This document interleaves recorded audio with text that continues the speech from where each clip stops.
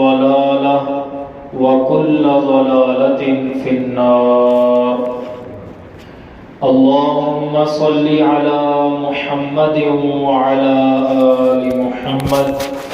كما صليت على إبراهيم وعلى آل إبراهيم إنك حميد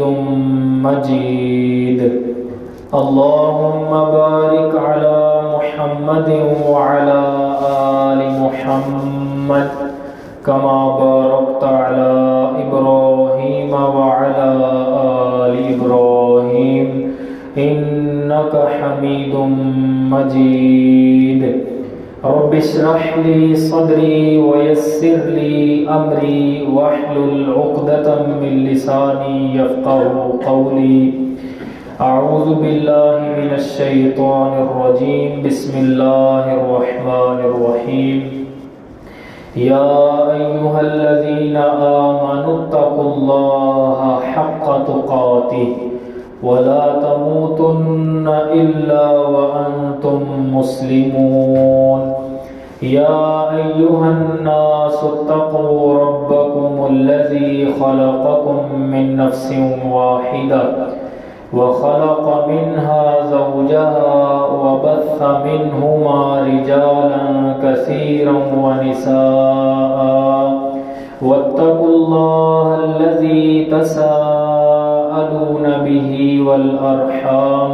إن الله كان عليكم رقيبا. يا أيها الذين آمنوا اتقوا الله وقولوا قولا سديدا يصلح لكم أعمالكم ويغفر لكم ذنوبكم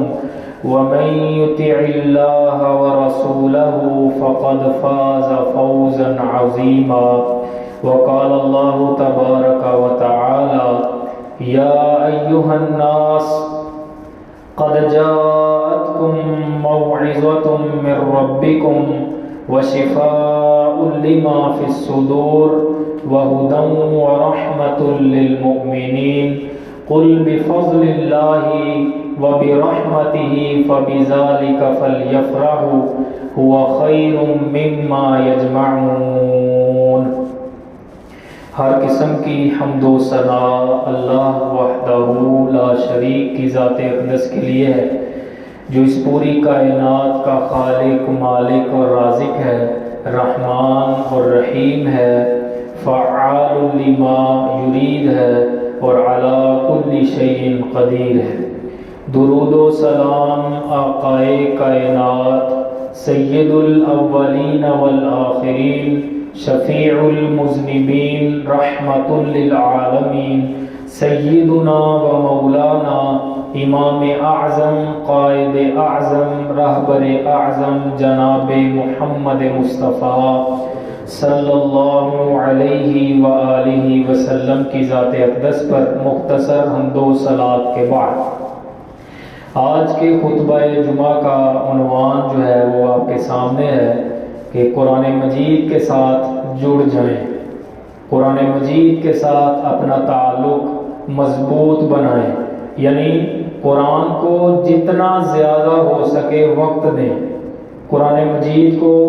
جتنا زیادہ ہو سکے وقت دیں، اس کا ترجمہ سیکھنے سکھانے کی کوشش کریں، اس کے مفہوم کو سمجھنے سمجھانے کی کوشش کریں، قرآن مجید کو زیادہ سے زیادہ جو ہے وہ جتنا ہو سکے وقت دیں، کیونکہ اگر آپ قرآن مجید کے ساتھ جڑ جائیں گے، قرآن مجید کو زیادہ سے زیادہ وقت دیں گے، قرآن مجید کو سیکھنے سکھانے کی، سمجھنے سمجھانے کی کوشش کریں گے، تو آپ افضل ترین لوگوں میں تو شامل ہو جائیں گے، جیسا کہ پیارے پیغمبر کا فرمان ہے خیرکم من تعلم القرآن وعلمہ، کہ تم میں سے بہترین شخص وہ ہے جو قرآن سیکھے اور دوسروں کو سکھائے۔ اور دوسری روایت کے الفاظ ہیں ان افضلکم من تعلم القرآن وعلمہ، بے شک تم میں سے سب سے افضل انسان وہ ہے جو قرآن سیکھتا اور دوسروں کو سکھاتا ہے۔ اور آج ہماری ذلت اور رسوائی کا، یعنی امت مسلمہ کی ذلت اور رسوائی کا ایک سبب یہ بھی ہے کہ ہم نے قرآن سے اپنا تعلق توڑ لیا، ہم نے قرآن سے دوری اختیار کر لی، قرآن کے لیے ہمارے پاس وقت ہی موجود نہیں ہے۔ یہ سبب ہے ہماری ذلت اور رسوائی کا، اور یہ میں اپنے پاس سے نہیں کہہ رہا، اللہ کے محبوب صلی اللہ علیہ وسلم نے فرمایا تھا، صحیح مسلم میں یہ حدیث مبارکہ موجود ہے کہ ان اللہ یرفع بہذا الکتاب اقواما، بے شک اللہ رب العزت اس کتاب کی وجہ سے، اس قرآن کی وجہ سے بہت سے لوگوں کو عروج دے گا، بلندی دے گا، وَيَضَعُ بِهِ آخَرِينَ، اور اسی قرآن کی وجہ سے اللہ تبارک و تعالیٰ بہت سے لوگوں کو ذلیل و رسوا کرے گا۔ کیا مطلب؟ یعنی جو لوگ اس قرآن کے ساتھ جڑ جائیں گے، قرآن کو وقت دیں گے، قرآن کو سیکھیں گے، سکھائیں گے، سمجھیں گے، سمجھائیں گے، قرآن کی تلاوتیں کریں گے، قرآن کا ترجمہ پڑھیں گے، قرآن کی تفسیر پڑھیں گے، یعنی جتنا زیادہ ہو سکے گا اس قرآن کو وقت دیں گے، تو پیارے پیغمبر کے فرمان کے مطابق اللہ تبارک و تعالیٰ ایسے لوگوں کو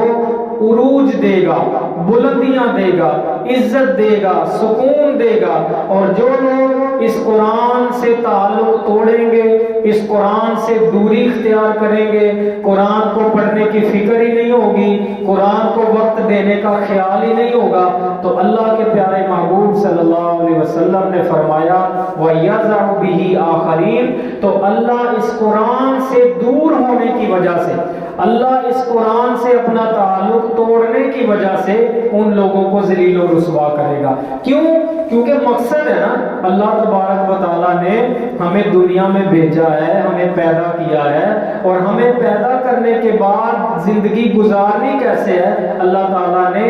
یہ قرآن مینیو بک کی صورت میں ہمیں دیا ہے۔ آپ دیکھیں دنیا میں کوئی بھی چیز کوئی سائنٹسٹ بناتا ہے، کوئی بھی چیز کو ایجاد کرتا ہے، تو اس کے ساتھ ایک مینیو بک لازمن ہوتی ہے کہ اس چیز کو استعمال کیسے کرنا ہے، اس چیز کے نقصانات کیا ہیں، اس چیز کے فوائد کیا ہیں، اس چیز کو ان چیزوں میں لگاؤ گے خراب ہو جائے گی، پانی میں پھینکو گے خراب ہو جائے گی، اس چیز کو صحیح استعمال کرنے کے لیے یہ چیزیں مطلوب ہوں گی۔ تو اسی طریقے سے جیسے دنیا کی کوئی بھی چیز ہے، موبائل ہے اس کے ساتھ مینیو بک ہوتی ہے، فریج ہے، فریزر ہے، کوئی بھی ٹی وی ہے، ایل سی ڈی ہے، موبائل کے اور کئی ایک چیزیں آپ کے سامنے دنیا میں موجود ہیں۔ اسی طریقے سے اللہ تبارک و تعالیٰ نے بھی انسان کو پیدا کرنے کے بعد یوں ہی آزاد نہیں چھوڑ دیا کہ جو چاہو کر گزر کے مر کھپ کے آ جاؤ، بس نہیں، اللہ تبارک و تعالیٰ نے انسان کو پیدا کر کے ساتھ قرآن نازل کیا، اور ہر دور میں اللہ تعالیٰ کے احکامات مختلف انداز سے نازل ہوتے رہے۔ اب جو اس وقت قیامت تک کے لیے ہمارے پاس مینیو بک اللہ تبارک و تعالیٰ کی موجود ہے، وہ قرآن مجید ہے۔ ہم نے قرآن مجید کو پڑھنا ہے، ہماری ذمہ داری ہے۔ اگر ہم اس ذمہ داری سے جو ہے وہ اعراض کرتے ہیں تو پھر ہم ذلت اور رسوائی کا ضرور شکار ہوں گے۔ وہ علامہ اقبال کا ایک شعر بھی ہے نا کہ وہ معزز تھے زمانے میں مسلمان ہو کر، ہم خوار ہوئے تارک قرآن ہو کر، یعنی صحابہ کرام کی مثال پیش کی انہوں نے کہ وہ بڑے معزز شخصیات تھی دنیا کے اندر، انہوں نے بڑے رتبے پائے، بڑی عزتیں پائیں، بڑا عروج پایا، اور کیوں پایا؟ وہ قرآن سے جڑے ہوئے تھے، اللہ کے نبی کے فرمان کے مطابق انہوں نے قرآن کے ساتھ اپنا تعلق مضبوط کیا ہوا تھا، ان کی زندگیاں قرآن کے ساتھ جڑی ہوئی تھی، ان کے لمحات، ان کے وقت قرآن کے ساتھ جڑے ہوئے تھے، قرآن کی تلاوتیں کر رہے ہیں، سمجھا رہے ہیں۔ عبداللہ بن عباس فرمایا کرتے تھے کہ قرآن کی کوئی بھی آیت ایسی نہیں ہے کہ جس کے بارے میں مجھے پتہ نہ ہو کہ یہ کس موقع پر اتری تھی، کیوں اتری تھی، اس کی وجہ کیا تھی، لیکن فرماتے ہیں کہ جب مجھے پتہ چلتا ہے کہ میرے سے زیادہ کسی کو قرآن کا علم ہے، فلاں جگہ پر وہ موجود ہے، تو میں اس سے قرآن کی تعلیم لینے چلا جاتا ہوں۔ یعنی یہ ان کا محبت تھی قرآن کے ساتھ، اتنا علم ہونے کے باوجود بھی جب پتہ چلتا تھا کہ فلاں جو ہے وہ مفسر قرآن ہے، وہ میرے سے زیادہ قرآن کی اچھی وضاحت کرتا ہے، تو اس سے تعلیم لینے چلے جایا کرتے تھے۔ کیوں؟ وہ جانتے تھے کہ قرآن مجید کو اگر ہم اپنی زندگیوں میں شامل کر لیں گے، جتنا وقت زیادہ دیں گے اتنی برکت زیادہ نصیب ہوگی۔ اللہ رب العزت بھی فرماتے ہیں، جو آیت میں نے پڑھی ہے، قد جاء یا ایھا الناس، اے لوگو، قد جاءتکم موعظۃ من ربکم، بے شک تمہارے پاس تمہارے رب کی طرف سے ایک واضح نصیحت آ گئی ہے، وشفاء لما فی الصدور، اور اس میں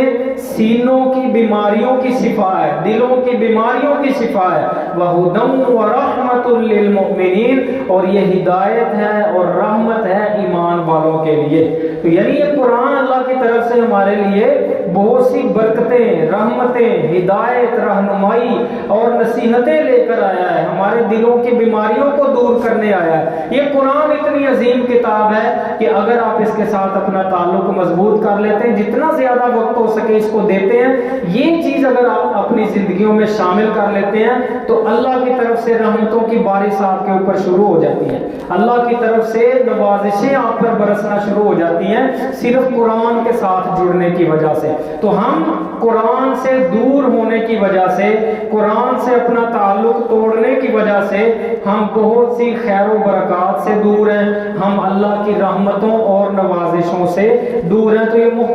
مختصر سی تمہید تھی آپ کے سامنے عرض کی، آپ کے سامنے کچھ صورتوں اور آیتوں کی فضیلت رکھنی ہے تاکہ ہمیں پتہ چلے کہ قرآن مجید کی عظمت کیا ہے، قرآن مجید کے فوائد کیا ہیں، تاکہ لالچ ہے نا، انسان کی فطرت ہے، انسان لالچی ہے، تو جب اسے کوئی فائدے کی چیز ملتی ہے تو وہ بڑی جلدی سے اس کے ساتھ جڑتا ہے۔ اور سب سے بنیادی طور پر تو فائدہ آپ کے سامنے میں نے رکھ دیا ہے کہ اللہ کے محبوب صلی اللہ علیہ وسلم نے فرما دیا کہ قرآن وہ چیز ہے جس کے ساتھ جڑنے کی وجہ سے بلندیاں ملیں گی، جس کے ساتھ جڑنے کی وجہ سے عزتیں ملیں گی، عروج ملے گا، اور جس کے ساتھ جڑنے کی وجہ سے سکون ملے گا۔ الا بذکر اللہ تطمئن القلوب، اللہ فرماتے ہیں لوگوں سن لو، اللہ کا ذکر جو ہے یہ دلوں کا سکون ہے، اللہ کے ذکر سے دلوں کو سکون ملتا ہے، اور سب سے بڑا ذکر خود قرآن مجید ہے، جیسا کہ اللہ رب العزت فرماتے ہیں اِنَّا نَحْنُ نَزَّلْنَا الذِّكْرَ، اس ذکر کو ہم نے نازل کیا ہے، وَإِنَّا لَهُ لَحَافِظُونَ، اور ہم اس کی حفاظت بھی کرنے والے ہیں۔ تو سب سے بڑا ذکر جو ہے وہ قرآن مجید ہے،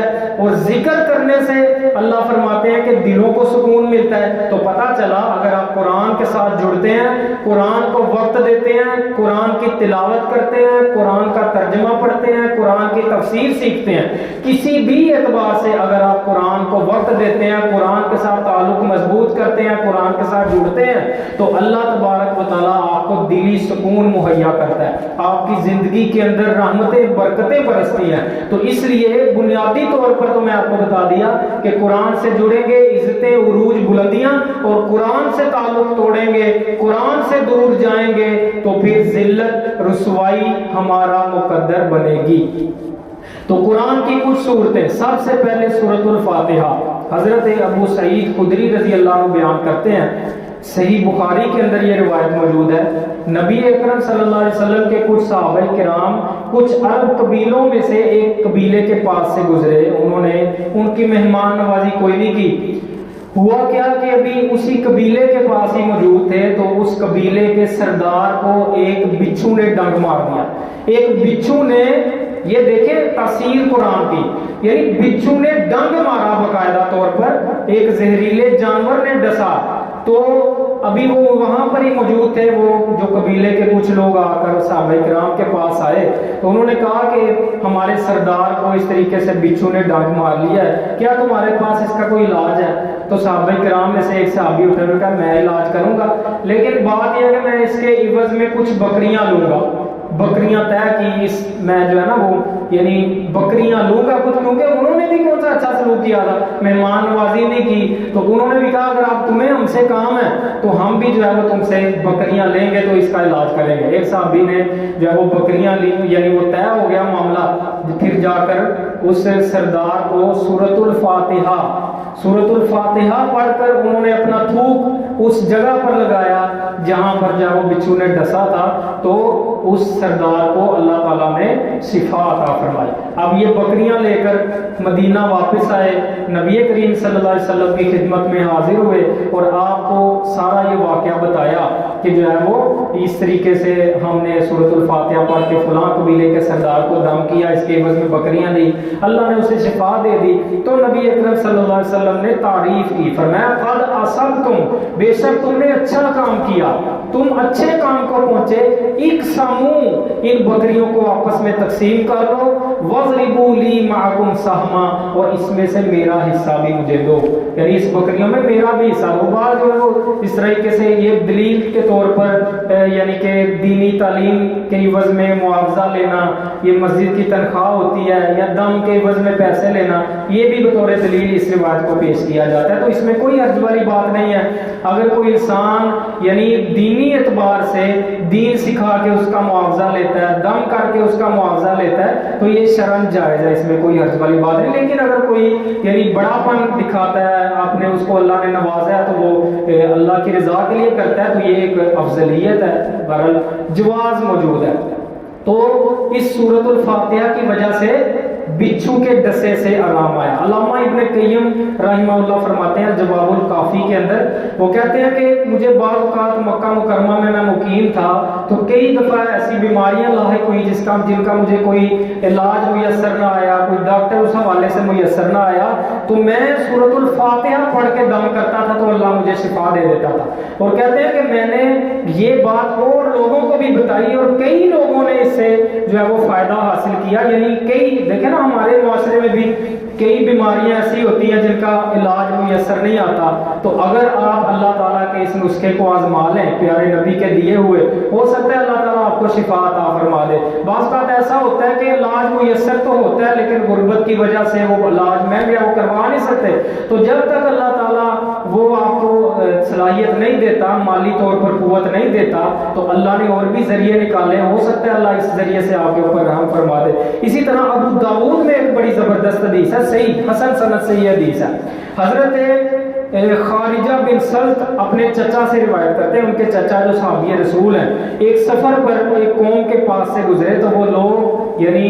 ان کے پاس آئے اور آ کر ان لوگوں نے کہا کہ تم اس شخصیت کے یعنی صحابہ ہو، اس شخصیت کے ساتھی ہو اور ان سے ظاہر ہے تم بڑی خیر و برکت لے کر آئے ہو، ہم ایک عرض کرنا چاہتے ہیں، درخواست کرنا چاہتے ہیں۔ ابو داؤد میں 3420 نمبر ہے۔ تو انہوں نے کہا جی کیا عرض ہے؟ کہا جی ہمارے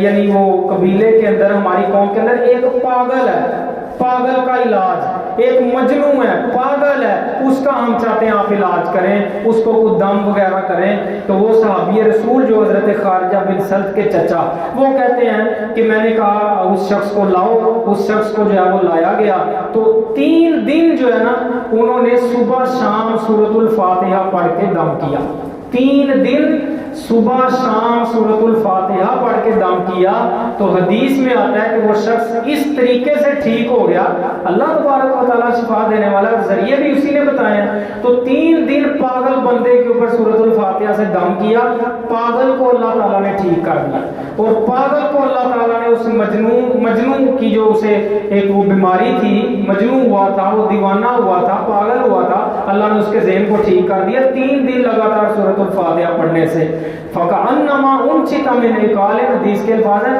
وہ ایسے ہو گیا جس طرح اس کو باندھا ہوا تھا اور کھول دیا گیا، یعنی وہ بالکل ٹھیک ہو گیا، اللہ تعالیٰ نے اسے ٹھیک کر دیا۔ تو سورۃ الفاتحہ سے اللہ تبارک و تعالیٰ نے اس طریقے سے اس میں شفا رکھی ہے، اسی وجہ سے اس کا نام سورۃ الفاتحہ کا ایک رقیہ بھی ہے۔ سورۃ الرقیہ کا مطلب ہوتا ہے دم، اور بھی کئی ایک سورۃ الفاتحہ کے نام ہیں، سورہ شفا، سورہ رقیہ، ام القرآن، ام الکتاب، سبع المثانی، سورۃ الفاتحہ کے کئی ایک نام جو ہے وہ حدیث کے اندر موجود ہیں۔ تو اسی اعتبار سے ایک نام سورۃ الفاتحہ کا الرقیہ یعنی دم والی سورت، دم کرنے والی، بچھو کا ڈر ہے آپ دم کریں، اسی طریقے سے کوئی پاگل ہے اللہ پر یقین رکھ کے اس کو دم کریں، کوئی دماغی توازن ٹھیک نہیں رہتا، یادداشت ٹھیک نہیں رہتی، تو اس حدیث کو مد نظر رکھتے ہوئے سورۃ الفاتحہ پڑھ کے دم کریں اور اللہ پر یقین رکھ کر کریں، انشاءاللہ اللہ تعالیٰ اس سے آپ کو شفا دے گا۔ سورۃ البقرہ، سورۃ البقرہ کے متعلق پیارے پیغمبر صلی اللہ علیہ وسلم فرماتے ہیں لا تجعلوا بیوتکم مقابر، اپنے گھروں کو قبرستان نہ بناؤ، اپنے گھروں کو مقبرہ نہ بناؤ، ان الشیطان ينفر من البیت الذی تقرأ فیہ سورۃ البقرہ، فرمایا کہ شیطان اس گھر سے بھاگ جاتا ہے جس گھر میں سورۃ البقرہ پڑھی جاتی ہے۔ اور اسی طریقے سے حضرت ابو امامہ الباہلی رضی اللہ عنہ فرماتے ہیں اللہ کے رسول صلی اللہ علیہ وسلم نے فرمایا اقرأوا سورۃ البقرہ، سورۃ البقرہ پڑھا کرو، فإن أخذها برکہ وترکها حسرہ، بے شک اس سورت کو اپنا لینا، اس سورت کو اپنی زندگیوں میں لے آنا یہ برکت کا سبب ہے، اور اس سورت کو چھوڑ دینا حسرت شرمندگی کا سبب ہے۔ یعنی یہ سورۃ البقرہ اتنی عظیم سورت ہے۔ اور ساتھ مزید فرمایا وَلَا يَسْتَطِيعُهَا الْبَطَلَ، جادوگر اس سورت کا مقابلہ نہیں کر سکتے۔ یہ جادو کے توڑ کے لیے بڑی عظیم سورت ہے۔ نبی کریم صلی اللہ علیہ وسلم نے فرمایا جس گھر میں 3 دن لگاتار سورۃ الفاتحہ سورۃ البقرہ پڑھی جاتی ہے، شیاطین اس گھر سے بھاگ جاتے ہیں، جادو کے اثر اس گھر سے جو ہے وہ یقیناً زائل ہو جاتے ہیں۔ پورے یقین سے آج چونکہ دور اتنا فتنوں کا ہے اور حسد بغض کی آگ میں جادو ٹونے ایک دوسرے کے اوپر تعویذ کروائے جا رہے ہیں، تو چونکہ اس قدر فتنوں کا دور ہے تو آپ قرآن و سنت کی طرف لوٹیں، رجوع کریں، اللہ نے جو اس کے حل بتائے ہیں وہ اپنائیں۔ میں نے کہا کہ قرآن سے تعلق توڑنا جو ہے وہ ہمارے لیے بہت سی خیر و برکات کو چھوڑنے کا سبب بن رہا ہے۔ جب ہمیں پتہ ہوگا کہ جادو کا اثر کیسے ظاہر کرنا ہے، جادو سے کیسے چھٹکارا پانا ہے، شیطانوں سے کیسے نجات پانی ہے، تو ہم ادھر ادھر جانے کی ضرورت نہیں پڑے گی۔ ہم گھر میں بیٹھے اللہ اور اس کے رسول کی بتائی ہوئی پیاری اور خالص تعلیمات کے ساتھ ہم جو ہے وہ اپنا علاج کر سکیں گے۔ تو سورۃ البقرہ پیارے پیغمبر نے فرمایا جادوگر اس کا مقابلہ نہیں کر سکتے، جس گھر میں پڑھی جائے شیطان وہاں پر نہیں رہتا، بھاگ جاتا ہے۔ 3 دن جس گھر میں لگاتار پڑھی جائے شیاطین وہاں سے بوری بسترا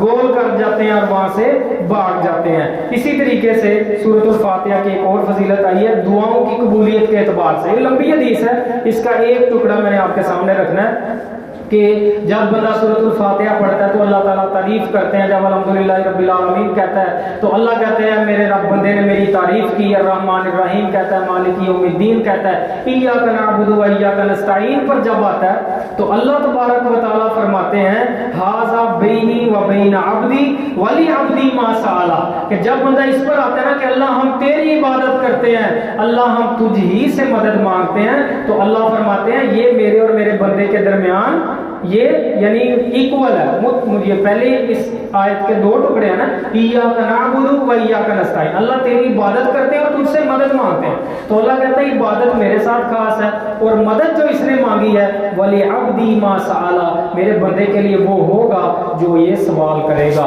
میرا بندہ جو مانگے گا میں اسے دوں گا۔ تو دعاؤں کی قبولیت کے لیے اگر آپ سورۃ الفاتحہ کو اپنی دعاؤں میں شامل کرتے ہیں تو یہ دعاؤں کی قبولیت کا ایک ذریعہ ہے کہ التجا کرتے ہیں کہ اللہ میں تجھ سے مانگنے لگا ہوں، کیوں مانگنے لگا ہوں؟ کیونکہ عبادت بھی تیری کرتا ہوں، جھکتا بھی تیرے سامنے ہوں، خالق مالک رازق بھی تجھے مانتا ہوں، اور اللہ پھر جب ضرورت پڑی ہے تو دعائیں بھی تجھی سے کرنی ہیں۔ تو یہ انداز اللہ کو بڑا پسند ہے۔ اللہ تبارک و تعالیٰ پھر فرماتے ہیں کہ اس بندے نے میرے سامنے التجا کی ہے اور اپنا عاجزی یہ جو ہے وہ ظاہر کی ہے، تو میرا بندہ جو مجھ سے مانگے گا میں اس کو دوں گا۔ تو سورۃ الفاتحہ جو ہے وہ یہ دعاؤں کی قبولیت کا بھی ذریعہ ہے۔ اسی طریقے سے عبداللہ ابن عباس رضی اللہ تعالیٰ عنہ روایت کرتے ہیں ایک دن جبرائیل علیہ السلام نبی اکرم صلی اللہ علیہ وسلم کے پاس بیٹھے ہوئے تھے، ایک آواز بڑے زور کی سنی، آپ نے اپنا سر مبارک اٹھایا اور فرمایا یہ آسمانوں کے دروازوں میں سے ایک دروازے کے کھلنے کی آواز ہے جو دروازہ آج سے پہلے کبھی نہیں کھلا تھا۔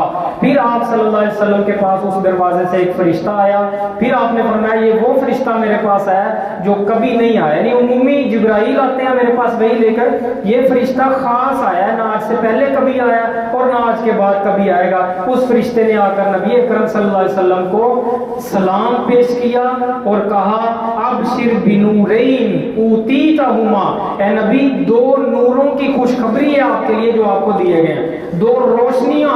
آپ کے لیے خوشخبری ہے جو آپ کو دی گئی ہیں، لم یؤتہما نبی قبلک، وہ 2 نور آپ سے پہلے کسی نبی کو نہیں دیے گئے، فاتحۃ الکتاب و خواتیم سورۃ البقرہ، ایک فاتحہ ہے سورۃ الفاتحہ الحمدللہ جس کی بات ہو رہی ہے، اور دوسری سورۃ البقرہ کی اختتامی آیات، آخری 2 آیتیں سورۃ البقرہ کی آمن الرسول سے لے کر آخر تک، تو یہ 2 نور فرمایا کہ آپ کو دیے گئے آپ سے پہلے کسی نبی کو نہیں دیے گئے، اور اگلے الفاظ لن تقرأ بحرف منہما الا اعطیہ، آپ ان الفاظ یعنی سورۃ الفاتحہ اور سورہ بقرہ کی جو آخری دو آیتیں پڑھیں گے تو جو آپ مانگیں گے آپ کو دیا جائے گا۔ تو یہ یعنی کہ اتنی عظیم صورتیں ہیں، اتنی اعلیٰ صورتیں ہیں۔ نبی اکرم صلی اللہ علیہ وسلم نے فرمایا ان لکل شیء صناما، بے شک ہر چیز کی کوئی نہ کوئی بلندی ہوتی ہے، کوئی کوہان ہوتی ہے۔ وصنام القرآن سورۃ البقرہ، اور سورۃ البقرہ قرآن کی کوہان ہے، سورۃ البقرہ قرآن کی بلندی ہے۔ وَإِنَّ الشَّيْطَانَ إِذَا سَمِعَ سورۃ البقرہ، اور بے شک شیطان جب سورۃ البقرہ کی تلاوت سنتا ہے، خرج البیت الذی تقرأ فیہ سورۃ البقرہ، تو جس گھر میں وہ پڑھی جا رہی ہوتی ہے شیطان وہاں سے بھاگ جاتا ہے۔ حضرت عبداللہ ابن مسعود رضی اللہ عنہ کہتے ہیں نبی علیہ السلام نے فرمایا من قرأ بالآیتین من آخر سورۃ البقرہ، کہ جو سورۃ البقرہ کی آخری دو آیتیں پڑھتا ہے فی لیلۃ، کسی بھی رات میں، کفتہ ہو، تو یہ پوری رات کے لیے اسے کافی ہو جاتی ہے، یعنی اللہ کی حفاظت میں بندہ آ جاتا ہے جو انسان سورۃ البقرہ پڑھتا ہے۔ حضرت نعمان ابن بشیر رضی اللہ تعالیٰ عنہ روایت کرتے ہیں نبی اکرم صلی اللہ علیہ وسلم نے فرمایا ان اللہ کتب کتابا، بے شک اللہ تبارک و تعالیٰ نے ایک کتاب لکھی قبل ان یخلق السماوات والارض بألف عام، آسمان و زمین کی تخلیق سے 2000 سال پہلے، انزل منہ آیتین، اس کتاب میں سے، یعنی وہ لوح محفوظ کا ذکر ہے، اس میں سے اللہ تعالیٰ نے 2 آیتیں نازل کی ہیں، ختم بہا سورۃ البقرہ، جن سے اللہ نے سورۃ البقرہ کا اختتام کیا، ولا یقرأان فی دار ثلاث لیال، جس گھر میں 3 دن یہ 2 آیتیں پڑھی جائیں، فیقربہما الشیطان، تو شیطان اس گھر کے قریب بھی نہیں آتا۔ یعنی سورۃ البقرہ کی جو ہے وہ فضیلت ہے، اور یعنی اس کے ذریعے سے جیسا کہ پیچھے گزرا کہ دعائیں بھی قبول ہوتی ہیں۔ اسی طرح اللہ کے محبوب صلی اللہ علیہ وسلم نے فرمایا یؤتی بالقرآن یوم القیامہ، قرآن کو قیامت والے دن لایا جائے گا، وَأَهْلِهِ الَّذِينَ كَانُوا يَعْمَلُونَ بِهِ، اور ان لوگوں کو بھی جو اس قرآن کے اوپر عمل کرنے والے تھے، تقدمہ سورۃ البقرہ وآل عمران، آگے آگے ہوں گی سورۃ البقرہ اور سورہ آل عمران، تحاجان عن صاحبہما، جو اپنے پڑھنے والے کے حق میں سفارش کریں گی، اپنے پڑھنے والے کے حق میں جھگڑا کریں گی، اپنے پڑھنے والے کے حق میں اللہ سے گزارش کریں گی، یعنی مناظرہ کریں گی اللہ اس کو بخش دے۔ اسی طریقے سے سورۃ الکہف، حضرت ابو سعید خدری رضی اللہ عنہ کہتے ہیں من قرأ سورۃ الکہف فی یوم الجمعہ، جس شخص نے جمعے والے دن سورۃ الکہف کی تلاوت کی، اضاء له من النور ما بین الجمعتین، تو 2 جمعوں کے درمیان اس کے لیے ایک نور روشن کر دیا جاتا ہے، روشنی اس کے لیے پیدا کر دی جاتی ہے۔ مطلب یہ کہ آسانیاں، پورا ہفتہ اس کے معاملات میں آسانیاں ہوتی ہیں، فیصلے کرنے اس کے لیے آسان ہو جاتے ہیں، اچھا فیصلہ اختیار کرنا اس کے لیے اللہ تعالیٰ اسے اس کی توفیق دیتا ہے۔ اور حضرت ابو درداء رضی اللہ عنہ کہتے ہیں نبی علیہ السلام نے فرمایا من حفظ 10 آیات من اول سورۃ الکہف، جس شخص نے سورۃ الکہف کی پہلی 10 آیتیں یاد کر لی، اسی من فتنۃ الدجال، اسے دجال کے فتنے سے محفوظ کر لیا گیا، یعنی دجال کے فتنے سے محفوظ رہے گا۔ اس کے بعد سورۃ الملک ہے، حضرت ابو ہریرہ رضی اللہ عنہ کہتے ہیں نبی علیہ السلام نے فرمایا ان سورۃ من القرآن 30 آیۃ، بے شک قرآن کی ایک سورت ہے جس کی 30 آیتیں ہیں، شفاعت لرجل حتی غفر له، اس نے ایک شخص کے حق میں سفارش کی یہاں تک کہ اسے بخش دیا گیا، وہی تبارک الذی بیدہ الملک، اور وہ سورۃ الملک ہے، یعنی یہ پہلی آیت ہے تبارک الذی بیدہ الملک۔ اسی طریقے سے حضرت عبداللہ بن مسعود رضی اللہ عنہ بیان کرتے ہیں سورۃ تبارک ہی المانعۃ من عذاب القبر، کہ سورہ تبارک جو ہے، یعنی سورہ ملک کا نام سورہ تبارک بھی ہے، سورہ تبارک الذی بیدہ الملک، جیسا کہ نبی علیہ السلام نے یہ آیت پڑھ کے اس کا نام رکھا تو یہ نام بھی ہے، سورہ ملک بھی اس کا نام ہے۔ تو حضرت عبداللہ بن مسعود کہتے ہیں کہ یہ جو سورہ ملک ہے یہ عذاب قبر سے جو ہے وہ انسان کو بچانے والی ہے۔ حضرت جابر رضی اللہ عنہ کہتے ہیں ان نبی صلی اللہ علیہ وسلم کان لا ینام حتی یقرأ الف لام میم تنزیل تبارک الذی بیدہ الملک، یہ 2 سورتیں پڑھے بغیر آپ نہیں سوتے تھے، کبھی آپ نے یہ 2 صورتیں نہیں چھوڑی سونے سے پہلے، ہمیشہ آپ سونے سے پہلے یہ 2 صورتیں پڑھتے تھے۔ کانا لا ینام، آپ نہیں سوتے تھے جب تک یہ پڑھ نہ لیتے۔ ایک سورہ سجدہ، الف لام میم تنزیل الکتاب لا ریب فیہ من رب العالمین، سورہ سجدہ، اور دوسری سورہ الملک تبارک الذی بیدہ الملک۔ تو یہ 2 صورتیں۔ سورۃ الکافرون کے متعلق نبی کریم صلی اللہ علیہ وسلم نے فرمایا من قرأ قل یا ایھا الکافرون عدلت لہ بربع، جو شخص سورہ الکافرون پڑھتا ہے تو یہ 1/4 قرآن کے برابر ہے، یعنی 1/4 قرآن پڑھنے کا بندے کو ثواب ملتا ہے۔ شرک سے نجات دلانے والی ہے۔ حضرت فروا بن نوفل رضی اللہ عنہ کہتے ہیں نبی علیہ السلام نے فرمایا، یعنی انہوں نے نبی علیہ السلام سے کہا علمنی شیئا اقولہ اذا اویت الی فراشی، اللہ کے نبی کچھ چیز سکھائیں جو میں اپنے بستر پر جب سونے کے لیے آؤں تو وہ پڑھوں۔ تو آپ علیہ السلام نے فرمایا اقرأ یا ایھا الکافرون، تم پڑھا کرو سورۃ الکافرون، فإنها براءۃ من الشرک، کیونکہ یہ شرک سے نجات دلانے والی سورہ ہے۔ وہ بزاری ہے نا اس میں، قل یا ایھا الکافرون، کہہ دیجئے اے کافرو لا اعبد ما تعبدون، میں ان کی عبادت نہیں کرتا جن کی تم عبادت کرتے ہو، ولا انتم عابدون ما اعبد، اور نہ تم اس شخصیت کی عبادت کرتے ہو جس کی میں عبادت کرتا ہوں، ولا انا عابد ما عبدتم، اور نہ میں ہرگز ان کی عبادت کرنے والا ہوں جن کی تم عبادت کرتے ہو، ولا انتم عابدون ما اعبد، اور نہ تم ان کی عبادت کرنے والے ہو جس کی میں عبادت کرتا ہوں، لکم دینکم ولی دین، تمہارے لیے تمہارا دین، میرے لیے میرا دین۔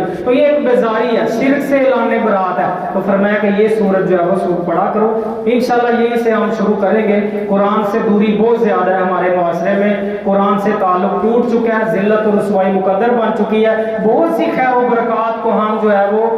چھوڑ چکے ہیں، ان کو ہم حاصل نہیں کر رہے قرآن سے دور ہونے کی وجہ سے۔ تو انشاءاللہ قرآن پاک کے حوالے سے، قرآن مجید کے حوالے سے آئندہ خطبہ جمعۃ المبارک بھی ہوگا۔ اللہ تبارک و تعالی ہمیں قرآن مجید کے ساتھ اپنا تعلق مضبوط کرنے کی توفیق عطا فرمائے۔ وآخر دعوایا ان الحمد للہ رب العالمین۔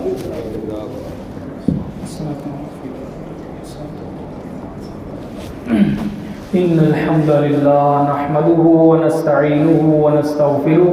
ونعوذ بالله من شرور أنفسنا ومن سيئات أعمالنا، من يهده الله فلا مضل له ومن يضلل فلا هادي له، أشهد أن لا إله إلا الله وحده لا شريك له وأشهد أن محمدا عبده ورسوله، أما بعد، فقال النبي صلى الله عليه وسلم إن الله يرفع بهذا الكتاب أقواما ويضع به آخرين، وقال خيركم من تعلم القرآن وعلمه۔ پیارے پیغمبر نے فرمایا بے شک اس قرآن کی وجہ سے اللہ بہت سے لوگوں کو عروج اور بلندیاں دے گا، اور اسی قرآن سے تعلق توڑنے کی وجہ سے اللہ لوگوں کو ذلیل و رسوا کرے گا۔ اور فرمایا تم میں سے بہترین انسان وہ ہے جو قرآن کی تعلیم دے اور قرآن کی تعلیم لے۔ اللہ تبارک و تعالی ہمیں قرآن کو زیادہ سے زیادہ وقت دینے کی، قرآن کے ساتھ تعلق مضبوط کرنے کی توفیق عطا فرمائے۔ سبحان ربک رب العزت عما یصفون وسلام علی المرسلین والحمد للہ رب العالمین۔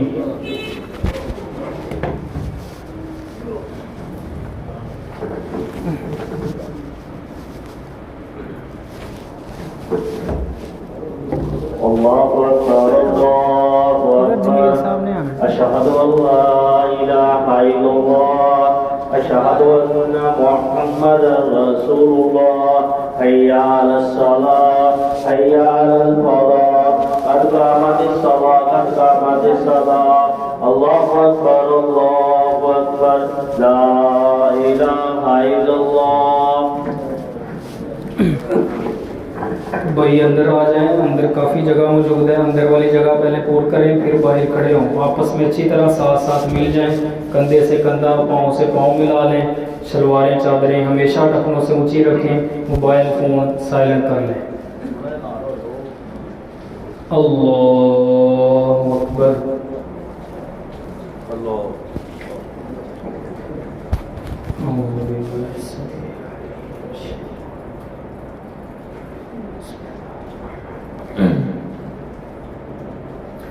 الحمد لله رب العالمين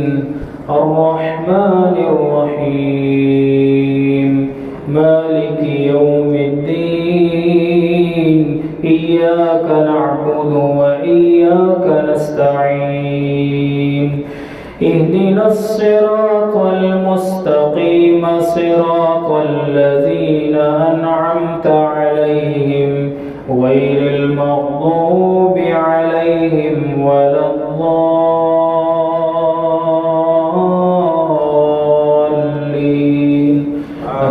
آمين. بسم الله الرحمن الرحيم. سبح اسم ربك الأعلى الذي خلق فسوى والذي قدر فهدى والذي أخرج المرعى فجعله غثاء أحوى سنقرئك فلا تنسى إلا ما شاء الله إنه يعلم الجهر وما يخفى ونيسرك لليسرى فذكر إن نفعت الذكرى سيذكر من يخشى ويتجنبها الأشقى الذي يصلى النار الكبرى ثم لا يموت فيها ولا يحيا.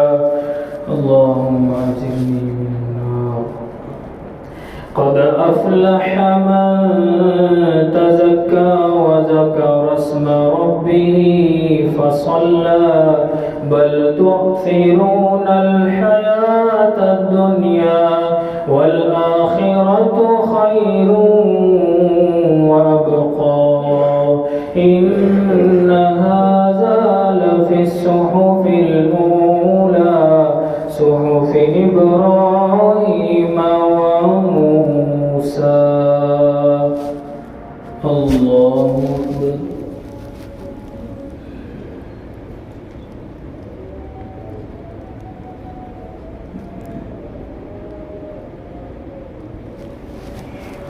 سمع الله لمن حمده حمدا كثيرا. الله أكبر.